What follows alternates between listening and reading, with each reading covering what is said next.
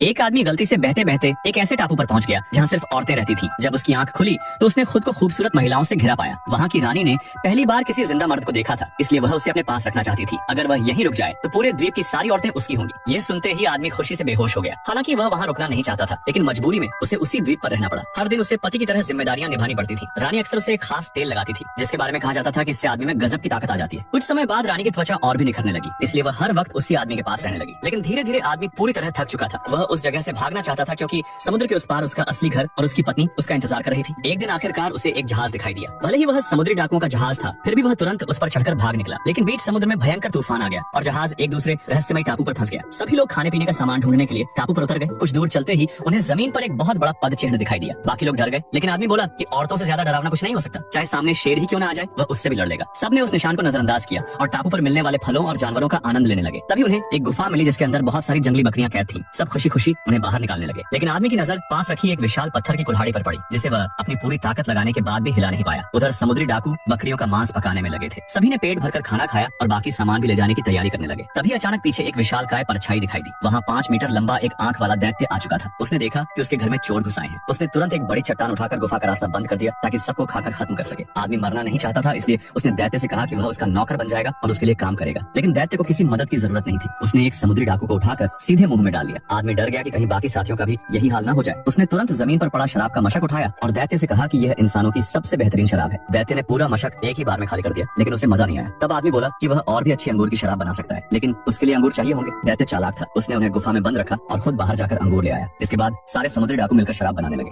आखिरकार शराब तैयार हुई और दैत्य बड़े मजे से उसे पीने लगा। कई बड़े बड़े बर्तन पीने के बाद वह नशे में धुत होकर सो गया। तभी समुद्री डाकुओं को मौका मिला और उन्होंने एक विशाल लकड़ी का भाला उठाकर दैत्य के शरीर में